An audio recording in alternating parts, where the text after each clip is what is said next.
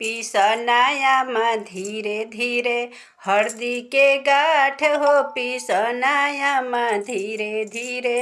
हरदी के गाँठ हो पीसनायामा धीरे धीरे पहिला हरदिया पंडितजी लगावेले पहिला हरदिया पंडितजी लगावेले मम्मी लगाई है हमरो पापा के साथ हो पीसनायामा धीरे धीरे हरदी के गाँठ हो पीसनायामा धीरे धीरे हरदी के गाँठ हो पीसनायामा धीरे धीरे पहिला हरदिया चाचा जी लगावेले पहिला हरदिया चाचा जी लगावेले भाभी लगाई है हमरो भैया के साथ हो पीसनायामा धीरे धीरे हरदी के गाँठ हो पीसनायामा